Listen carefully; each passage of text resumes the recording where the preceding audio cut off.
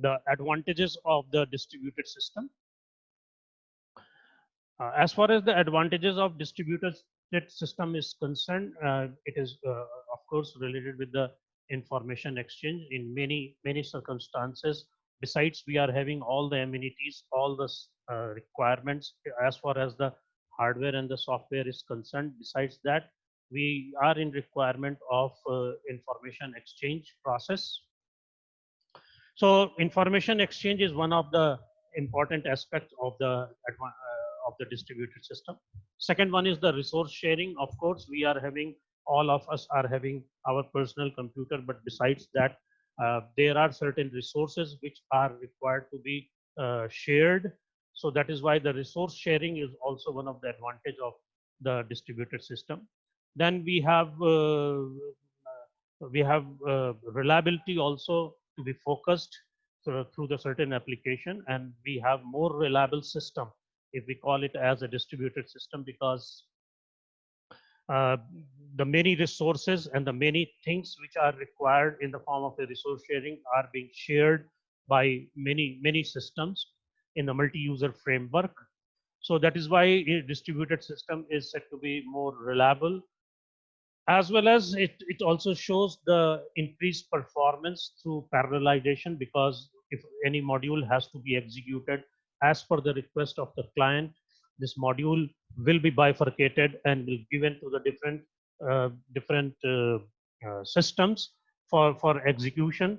And then, so in this way, the in parallel fashion, the processes are being executed. So we of course get the enhanced performance. And then we have a simplification of the design through specialization, as I have given an example.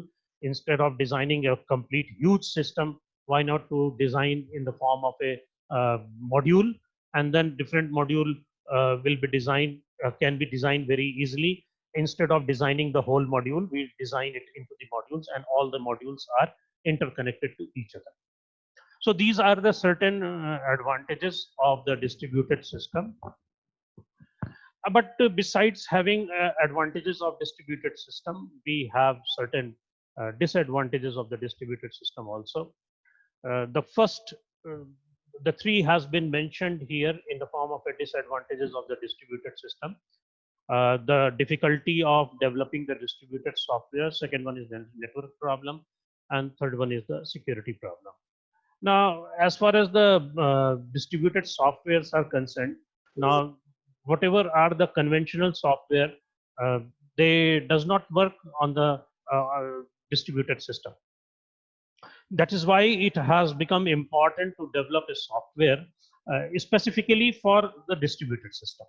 But building of such software which can run on a distributed system is a little bit difficult, as one has to consider many aspects, such as what will be the operating system on which it will be working, what will be the programming languages which will be used by the different user who are in requirement of a particular software, as well as what kind of application one is looking for. So that is why we have certain difficulties also in developing the distributed software. The second one is the network problem, because all the communication which is being done in the distributed system, it is done through the message passing over the network. And you know that you have several problems which can be created by the network infrastructure. Um, for example, it may be the loss of the message, it may be the overloading of the network, it may be the bandwidth problem, etc., etc. We have many problems which has to be assessed and has to be rectified as far as the network problem is concerned. And the third disadvantage is the security problem. Now, as we know that in the distributed system, sharing is a very important aspect, and it also brings the problem that is related with the security of the data. Since all the resources are shared to everyone, so there is also a problem, a major problem that is related with the as far as the privacy is concerned, or as well as the security is concerned. So besides having the 5 advantages that information exchange, resource sharing, increased reliability through replication, increased performance through parallelization, simplification of the design through specialization. Besides the advantages, we have certain disadvantages. But besides having advantages and the disadvantages, all the advantages are going to overcome the disadvantages of the distributed system. And that is why it is more often used and very effectively accepted by all of us. So before we go and design the distributed system, or we must know what is the goal of designing the distributed system and what is. So we have 4 important goals which is related with the distributed system, and all these 4 goals should be met to make an effective distributed system. So as far as the this kind of system is concerned, the distributed system should make the resources easily accessible. There must be reasonable distribution transparency. There must be openness. It should be open, as well as it should be scalable. So our distributed system should be such that it will be able to share the resources. It may be easily accessible by the users. Users should have transparency as far as the distribution is concerned, that the user is not at all requirement that at what server the information which is being fetched by the user is stored, or for which server is working for that particular purpose. Similarly, openness is concerned, it should be open. Uh, the openness means that the services which has to be done, the events which has to be done, it should be done with the standard rules which is defined through a certain services which is being provided. And it should be scalable. Scalable means very simple definition of scalability, or the scalable system is said to be scalable, is that we have many users, we have one server. If the number of users increases, there should not be any effect on the server. But if it is so, it means the system is not scalable. So scalability is related with the performance of the system if the loads are going to increase. If the load is going to increase, even though the system performs as effectively as it was having lower loads, then that system is said to be scalable. Otherwise, it is not scalable. So let us first discuss about the making resources accessible. Now, this is the main goal of the distributed system, to make it easy for the users to access the remote resources and to share them in a controlled as well as in the efficient manner. Now, resources can be anything. It can be a printer, it can be a computer, it can be storage, it can be data, it can be file, it can be web page. So there are many reasons why we want that resources should be accessible. And one obvious reason, one very important reason, is the reason which is related with the economic point of view. And that is why connecting users as well as resources makes it easier to collaborate in exchanging the information, exchanging files, exchanging mail, documents, videos, audios, as well as the now in the age of this internet, the connectivity of the internet is has led the various organizations which are widespreadly geographically at the different places, so that all the people who are geographically distant away can work together in the form of a group. How? That is why the software for the, if the software is being developed in a group, then there must be a facility of doing the editing, there must be facility of the teleconferencing, etc. Now, besides making the resources accessible, we have to very much ensure ourselves about the connectivity with which the resources are connected. Now, since connectivity and sharing increases, so if it is going to increase, security is become a very important uh, issue. So in current practice, we don't have any. We have very little bit protection of the intrusion during the communication, but we are taking a lot of efforts to make it more secure. Now, as far as the distribution transparency is concerned, this is also an important goal of the distributed system, and its purpose is to hide that the processes and the resources are physically distributed across the multiple computers, so that it is able to present itself to the users as well as the applications. If it were either on a single computer, and if it is so, it is called transparent. So whenever user want to access anything, it is not necessary that user should know that where it is residing. If it asks something and it is available, so that virtually it feels that the standalone system is helping that particular person. So now the concept of the transparency can be applied to many aspects as far as the distributed system is concerned. For example, if we talk about transparency in accessing, so what it means we want to hide the difference in the data representation and how a resource is being accessed. If we talk about the transparency in location, so we want to hide that where the resource is located. If we want the transparency in the migration, we want to hide that resource which has been moved from a particular location to another location. If we want to look for the transparency in replication, then we want to hide that a resource is being replicated.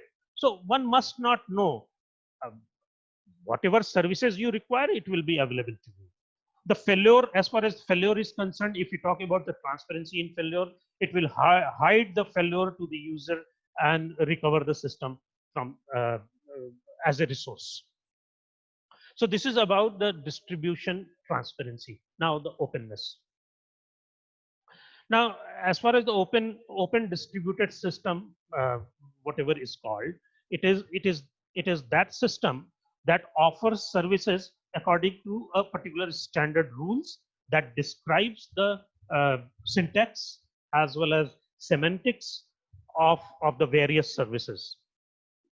Now, services are generally specified in distributed system. It is specified through interfaces, which is defined or described in interfacing definition language that is called IDL.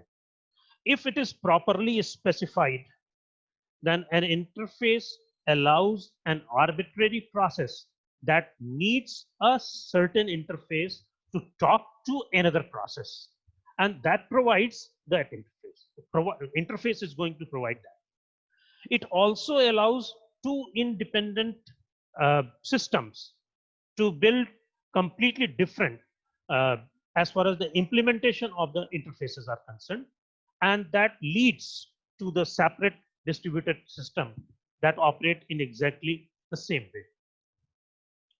Now, another important goal uh, that is open distributed system is that it should be easy to configure as far as the systems are concerned on the different computer components, and also it should be very easy to add new components to replace the existing one, and it is not going to affect on those components which are already staying in a certain place. So you can say open distributed system should also be an extensible kind of system. Now, as far as the scalability is concerned, uh, I have already explained about the scalability. So, as far as the connectivity through the internet is concerned, which is rapidly increasing, and it is becoming a very common because any person who is connected with the internet can easily communicate by sending a message from one place to another place. So many users are available and all are transacting some kind of information. Every user might be trying to share the resources of the systems which are available. So scalability of the system is actually the measure of uh, uh, three dimensions. Going to be measured. The first is the system is said to be scalable with respect to its size, meaning that by if we want to add more user to the system, it should function same with the same effect. Second, graphical scalable, in which the user and the resources may be lying apart, and even though they are communicating effectively. Third is administrative scalable, meaning thereby that it is going to still it is very easy to manage even if the span uh, of many independent administrative organizations are available within the system. So this is all about the goals of the distributed system.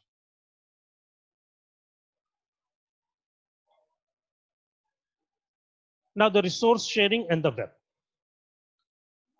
So one of the very important reasons to build a distributed system is the resource sharing, as I have discussed it earlier also. Users share the hardware sources as well as the data resources over the network just to reduce the cost as well as increase the extensibility. Now, there are certain common types of the resource sharing of the resources, that is hardware sharing or the data sharing. Now, if we talk about hardware sharing, it includes printers, scanners, plotters, disks, and other peripheral devices with a reduced cost. And data sharing is concerned, data sharing is important in many applications. For example, if we talk about software developer working in a team that need to access each other's code, share the same development work, so that is available.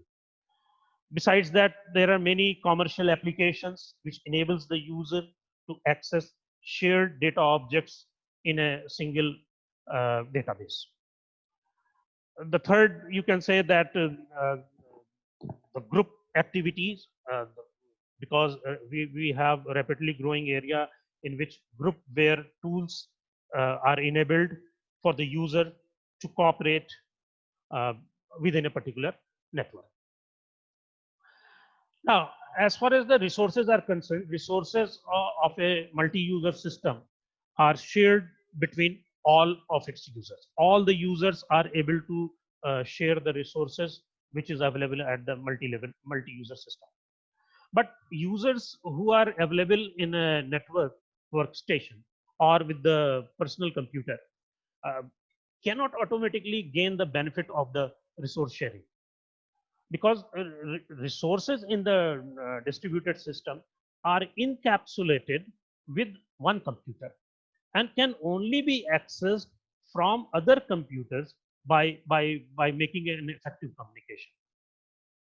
So for effective sharing, each resources must be managed by a certain program.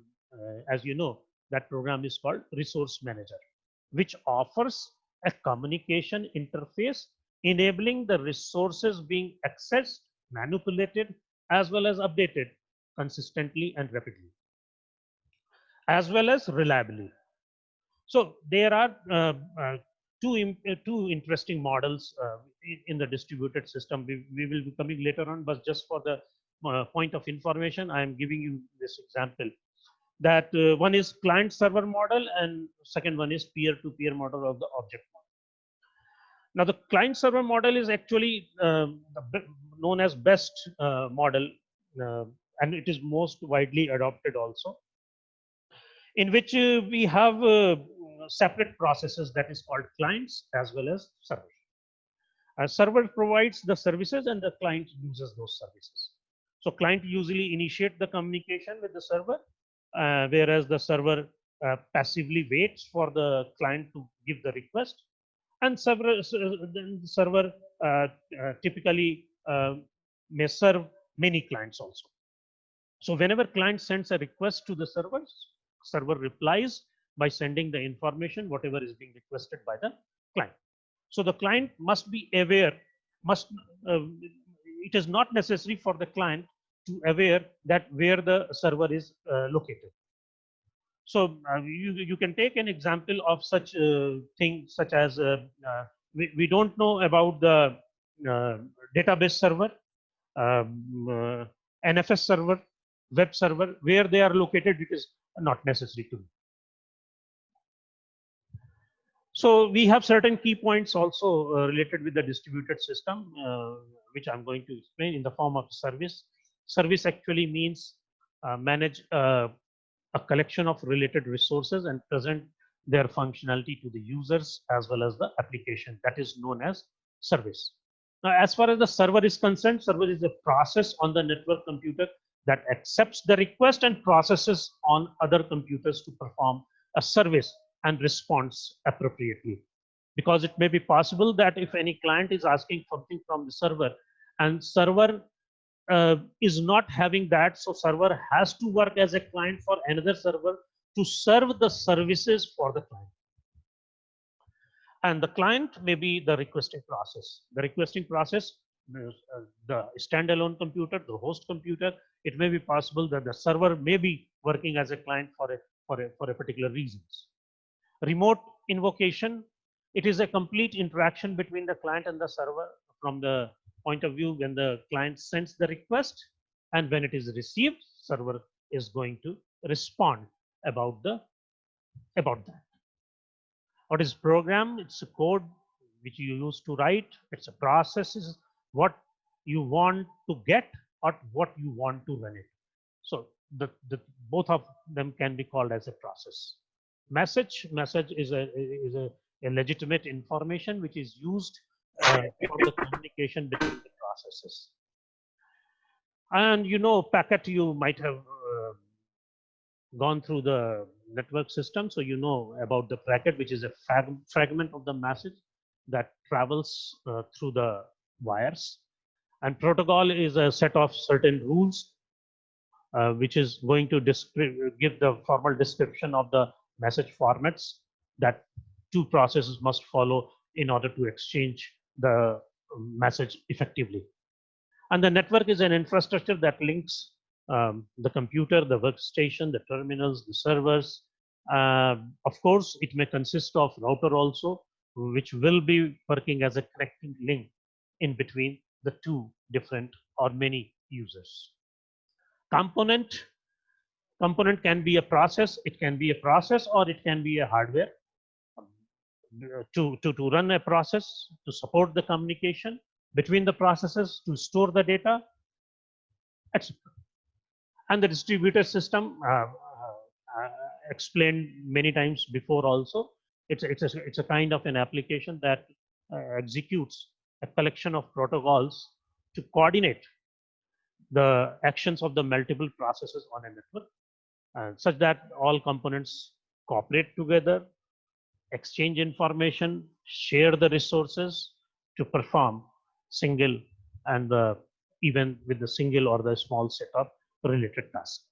So that is about some prerequisites of the some distributed system.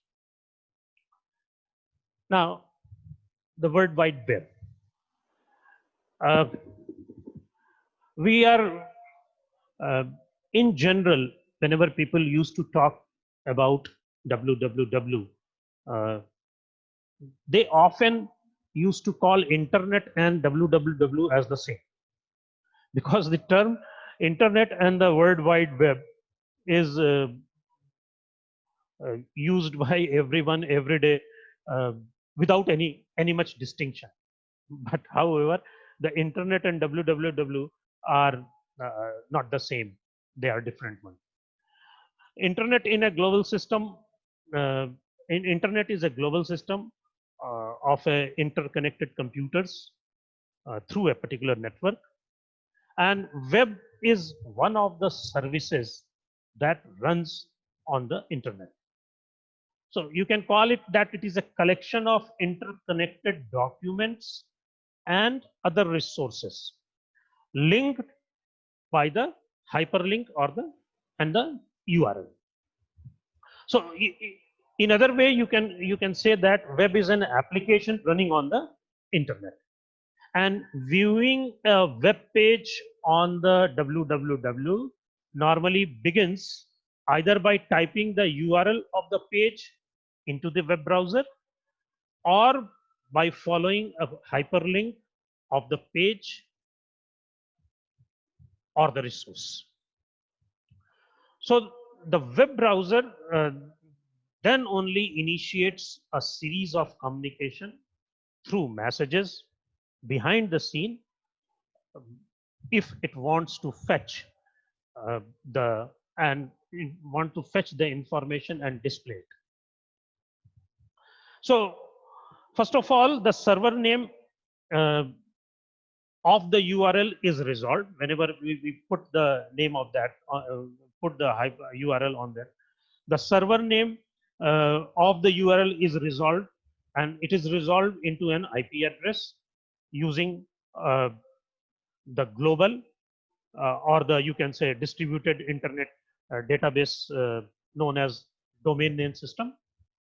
And this IP address is very necessary to contact the web server. The web browser, it is then going to request the resource by sending an HTTP request to whom?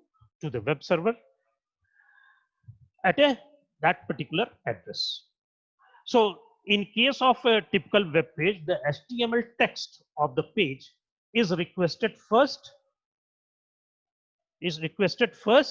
and parsed immediately by the web browser, and which then makes the additional request for the messages and other files, which is the part of the web page. So as far as the basic model is concerned, the basic model has been shown over here, in which the browser is displaying a web page on the client machine, and when the user clicks on a line of the text that is linked to a particular page, that is abcd.com server, the browser follows the hyperlink by sending a message to abcd.com server asking it for that particular page. And when the page arrives, it is being displayed. If the page contains a hyperlink again on a different server, that is, suppose it is XYZ server, that is clicked on, and the browser then sends a request to that machine for that particular page, and so in this way it used to work. So that is all about the www, that is World Wide Web.